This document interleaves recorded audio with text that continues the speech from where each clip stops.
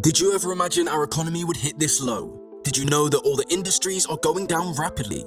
Even the major developed nations are facing their worst times ever.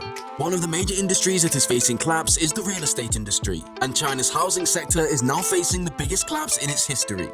China's property market is in the depth of a slow-moving crisis. Real estate outlay has plunged as leads desire to rein in unsustainable obligations and market hypotheses. Let's peek into the situation and see what's going on.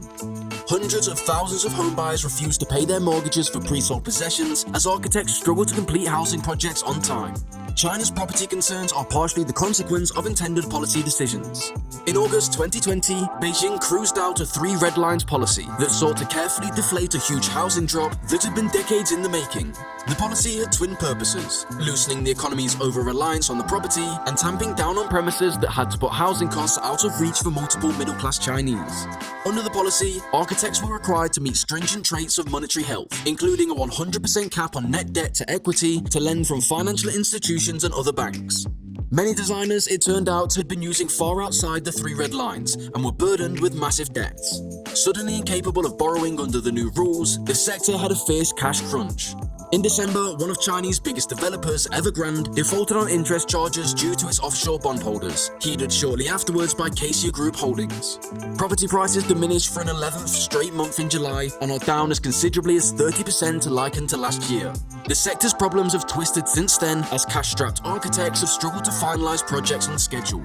After starting out the southeast city of Qingdezhen last year, rallies by buyers of pre-sale properties have reached nearly 100 cities and concerned some 300 homeowners' statuses. Deutsche Bank has gauged that the value of the mortgages influenced by the embargoes amounts to $270 to $300 billion, or almost 5% of all mortgage lending. The issue's core is that property developers have inadequate cash flows, whether because of low housing sales, debt servicing costs, or misuse of funds to persist with projects. Nailing this concern will revamp home buyers' faith in developers, which will aid in supporting housing sales and, in turn, improve developers' financial health. China's property despairs pose a significant threat to its economy, which is already under pressure due to Beijing's brutal zero-COVID policies and hindering global growth. Real estate accounts for 30% of GDP by some calculations, about twice the equal share in the United States. While some critics acknowledge the market has surpassed the bottom, the sector's suffering will continue. In July last year, S&P Global Ratings gauged that property prices would fall 30% this year, a more alarming downfall than during the 2008 financial crisis. That's just a massive chip of the economy that's submerged now. Even persisting at the swiftness we are on is unsustainable.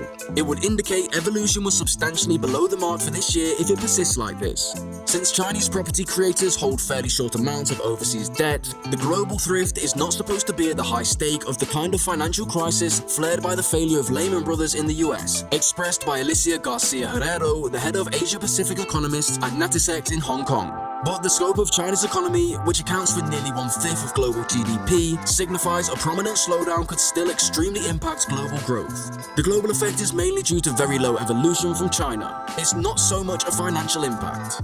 Of course, China's bank can't ingest this stupefaction, and their non-performing loans will increase massively. In that case, there's a financial crisis in China that we do not think will happen instantly. It will be further like Japan in the 80s or 90s. So burdened with bad loans, no credit, the economy doing very poorly, and deflation, this is a scenario. So not an instantaneous layman type event. The World Economic Forum has countered that every 1 percentage point downhill in China's GDP results in a 0.3% decrease in transnational GDP. In a 2019 United States Federal Reserve study, economists gauged that an 8.5% dip in China's gross domestic product would result in a 3.25% decline in refined economies and a nearly 6% drop in developing economies. China's economy is improbable to partake in the economic breakdown of that harshness, but it could be on the trail for a prolonged recession that halts on global growth in the forthcoming years, as per analysts. Chinese policymakers have instruments not readily available for more capitalistic nations to prevent a full-blown economic crisis. Chinese authorities have a much more significant command over the financial design and real economy than US policymakers did in 2008. So they have the means to stave off critical crisis. They have the means to stave off financial contagion and a total collapse in credit outpours because they can just order the banks to loan. They can work beyond the legal bankruptcy system to support everyone liquid to bypass unruly default chains. China could still look at years of economic stagnation, which would feel like a slump to many Chinese after decades of robust growth. We could see an ample lagging growth like a Japan scenario, a grinding downshift over many years, even lacking acute economic despair or alarm in the market. Despite its determination to lower the economy's dependence on the sector, Beijing has signaled that sustaining the property market is crucial. At a conference of China's top decision-making body later in the year, officers expressed the necessity to stabilize the real estate market while underlining that local administration should take accountability to secure pre-sold homes are completed. Earlier that year, Chinese media outlet Caxin conveyed that Beijing was readying to allocate $29.3 billion in loans to finish unfinished lodging assignments. Beijing has also made efforts to increase the economy more typically, such as decreasing interest rates and rolling out incentives, including the statement later in the year of $44 billion in new credit through its state-run policy banks. As expressed by the Oxford economics economist Wu, China expects additional funding will be arranged to support the fulfillment of undone homes. Certainly, the report from last year's Politburo conference highlights the requirement to stabilize the property market and secure housing delivery.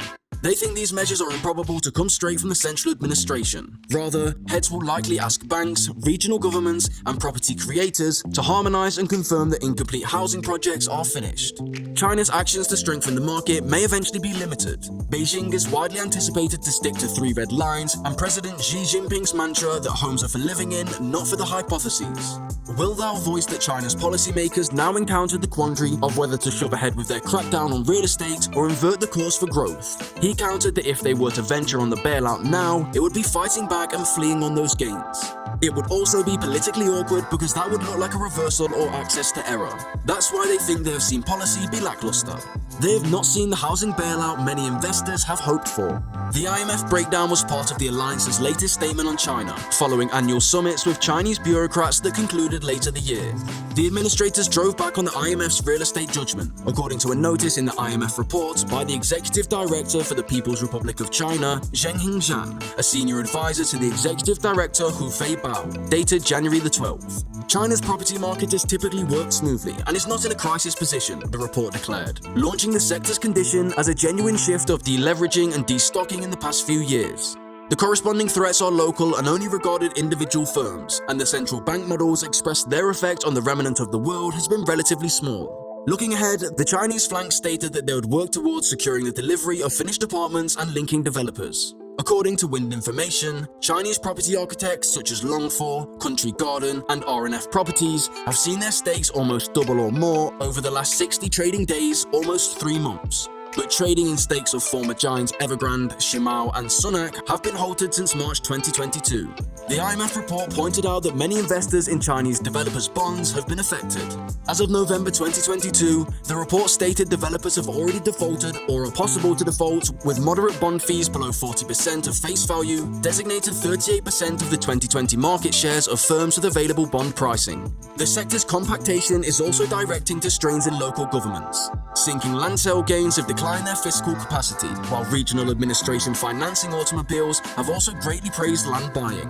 The IMF later the year expanded its global growth anticipations due to better than expected blossoming in major nations late last year, cushioning inflationary forces and the end of China's COVID controls. The new 2.9% forecast for the world is 0.2 percentage points more profitable than expected in October, but is still a deceleration from a 3.4% increase in 2022. For China, the IMF projects an increase of 5.2% this year, quicker than the 3% pace in 2022.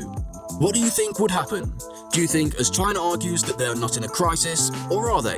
Comment down what you guys expect to happen in China. Will they be able to step up from this downhill, or will the Chinese housing industry go deeper into failure? Until next time, goodbye.